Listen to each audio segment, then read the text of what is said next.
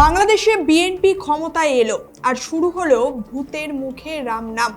গণতন্ত্রের স্বার্থে এবার নাকি সরকারের কাজকে সমালোচনা করে প্রধান বিরোধী দল হিসেবে বিএনপিকে সরাসরি প্রশ্ন করবে জামাতি ইসলাম। বাংলাদেশে তৈরি হচ্ছে শ্যাডো ক্যাবিনেট বা ছায়া মন্ত্রিসভা।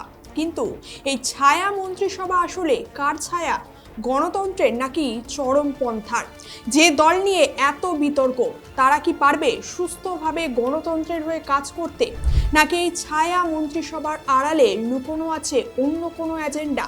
কেন ভারতের বর্ডার এলাকায় জামাতের জয় জয়কার? পর্দার আড়ালে চলছে কোন নাটক, কোন ষড়যন্ত্র? তা বিশদে আলোচনা করব আজকের এই ভিডিওতে।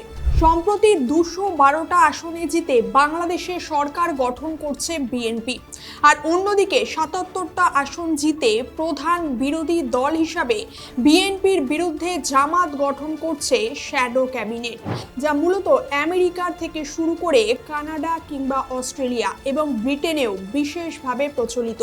কি বলছি ঠিক বুঝতে পারছেন না? দাঁড়ান সহজ করে বুঝিয়ে বলছি। আমরা জানি গত 12ই ফেব্রুয়ারি বাংলাদেশে ভোট হয়েছে এবং সেই ভোটের ফলাফল অনুযায়ী দীর্ঘ 20 বছর পর ফের বিএনপি সেখানে ক্ষমতায় ফিরেছে এবং ইতিমধ্যেই তারা সরকার গঠনের কাজ শুরু করে দিয়েছে সেখানে। তবে এখানে একটা ইন্টারেস্টিং খবর হলো, বিএনপির সরকার গঠনের পাল্টা জামাতে ইসলাম একটা মন্ত্রণালয় বা মন্ত্রিসভার পরিকল্পনা করছে, যার নাম শ্যাডো ক্যাবিনেট বা ছায়া মন্ত্রিসভা।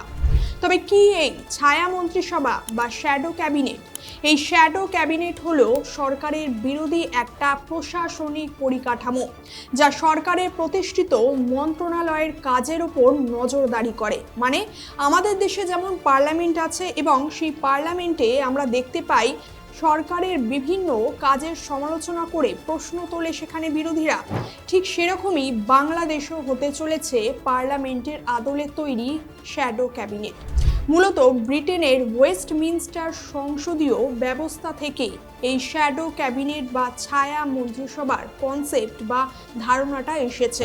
আমরা জানি সম্প্রতি ক্ষমতায় আসার পর গত মঙ্গলবার শপথ গ্রহণ করেছেন বিএনপির প্রধান তারেক রহমান, আর সেদিনই শপথ নিয়েছেন তার মন্ত্রিসভারও সদস্যরা।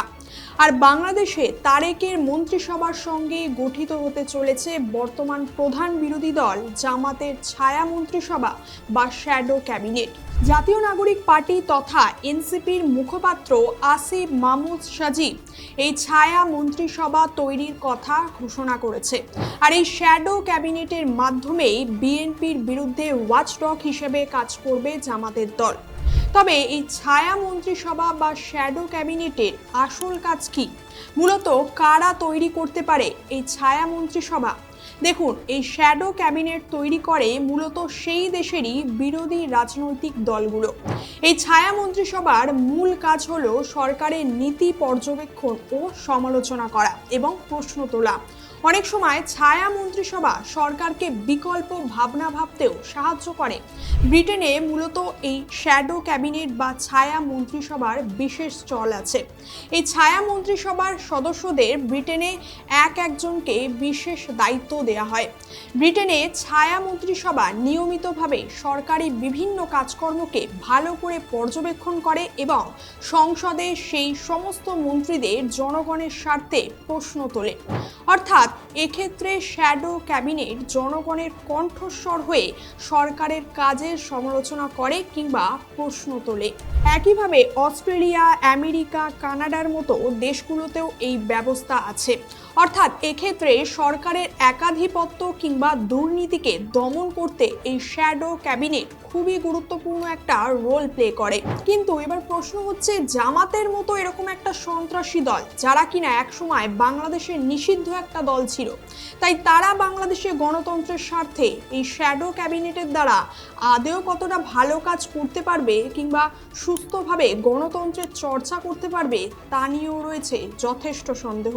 অধিকাংশ রাজনৈতিক বিশ্লেষকদের মতে একটা ছায়া মন্ত্রিসভা কেবল সমালোচনার হাতিয়ার নয়, এটা বিরোধী নেতাদের প্রশিক্ষণের ক্ষেত্র হিসেবে কাজ করে, যা দলীয় সদস্যদের প্রশাসনিক কাঠামো, বাজেট এবং নীতি নির্ধারণ নির্ধারণ প্রক্রিয়ায় ব্যবহারিক অভিজ্ঞতাকে অর্জনের একটা সুযোগ করে দেয় এবং এই কাজের মাধ্যমে সম্ভাব্য ভবিষ্যতের শাসন ব্যবস্থার জন্য তাদের প্রস্তুত করে। এবং ব্রিটেনেও এই একইভাবেই বিরোধী দল একসময় ক্ষমতায় এসেছিল।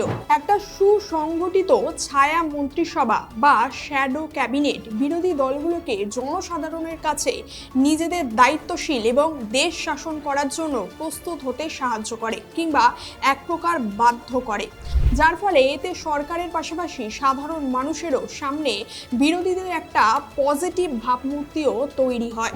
আচ্ছা, তবে যদি সত্যি বাংলাদেশের শ্যাডো ক্যাবিনেট তৈরি হয়, তাহলে আগামীতে বাংলাদেশের রাজনৈতিক ছবিটা ঠিক কিরকম হতে পারে বলুন তো? দেখুন, বাংলাদেশের রাজনৈতিক ইতিহাসে আগে কখনো কিন্তু এই শ্যাডো ক্যাবিনেট বা ছায়া মন্ত্রিসভা গঠন হয়নি। যদি হয় তাই প্রথম। আর কোনো দেশের বর্তমান রাজনৈতিক কাঠামোতেও এই ধরনের সংস্থা গঠনের কোনো রকম বাধ্যবাধকতাও নেই।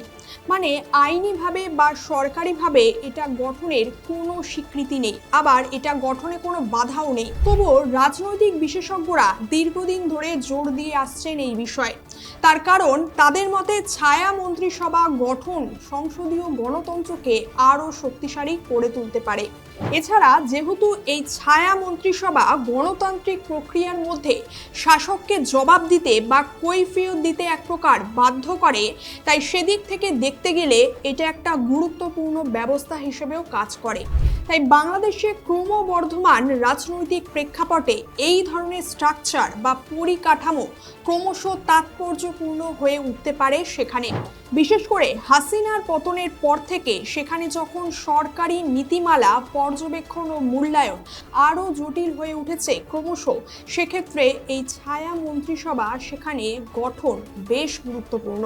অন্যদিকে বাংলাদেশে ভোটে বিএনপি জিতলেও ভারত তথা আমাদের পশ্চিমবঙ্গের ঘাড়ের কাছে ইতিমধ্যেই নিঃশ্বাস ফেলতে শুরু করে দিয়েছে জামাতি ইসলামী। অর্থাৎ ভারত বাংলাদেশ বর্ডার লাগোয়া এলাকাগুলোতে দেখা যাচ্ছে এবারে ভোটে জামাতের দল জিতেছে এবং এর থেকে এটা স্পষ্ট যে জামাতের ক্ষমতা ইতিমধ্যেই বাড়তে শুরু করেছে সেখানে। ফলে ভারতের জন্য এটা কিন্তু একটা বিপদ সংকেত বলা যেতে পারে। তাই ভারতকে অবশ্যই এ বিষয়ে বিশেষভাবে নজর দিতে হবে এবং সতর্ক থাকতে হবে। তবে আপনার কি মনে হয় বাংলাদেশে এই সময় এই শ্যাডো ক্যাবিনেট গঠন আদৌ কতটা কার্যকর হবে আগামীতে? আপনার মতামত জানান কমেন্ট করে। আজকের আলোচনার বিষয় এখানেই শেষ করছি। ইন্টারন্যাশনাল রিলেশন নিয়ে বিভিন্ন খবর এবং সেগুলোর সহজ ব্যাখ্যা পেতে আমাদের চ্যানেলটিকে অবশ্যই সাবস্ক্রাইব করবেন।